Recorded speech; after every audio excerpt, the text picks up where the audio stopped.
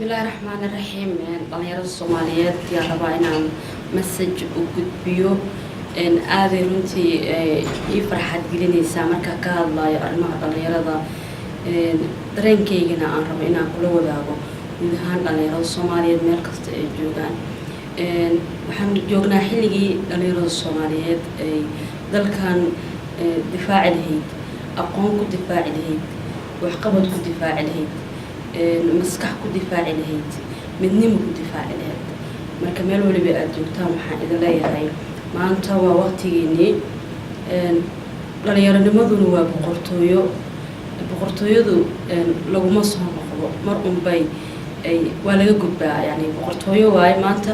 dhalinyaronimadaada waxaad aadaysaa xilli maskaxdaada iyo aqligaada iyo garaadkaada iyo aqoontaada iyo xikmadaada iyo xooggaada iyo tabartaadaba aysan shaqayn karayn inaad gaaraysaa.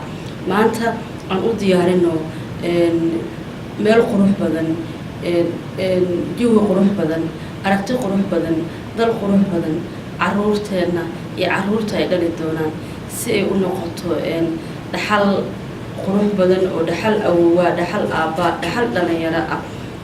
dalkina uu u noqdo mid hagaaga. dhalinyaradeenna aysan noqonin dhalinyaro ama caruurteena aysan noqonin caruur ka qoomamaysa noloshooda. waxaan ku jirnay dhibaato fara badan aan ku jirnay. waxaan la soo kulannay burburkii dalkaan la soo kulannay, marxalad adag oo maraya waddankeennii.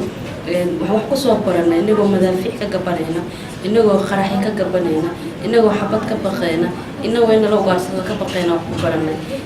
maanta maskaxdii iyo quruxdii iyo adkaysigii intii la ekaa waxaan u baahanahay in aan ka saacidno marka caruurteenna say dhibaatadaasi uga badbaadi lahaayeen. waxaan leeyahay meel waliba aad joogtaan guul ku waara.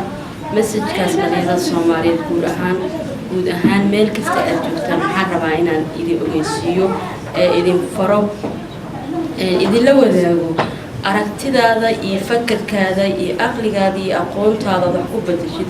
waxaad wax ku badbaadin kartaa jilka naga dambeeya iyo dalkan aragtidiisa aadka u xumeed ee adduunyada ka qaadatay qayb ka qaadan kartaa inaad horumarisid.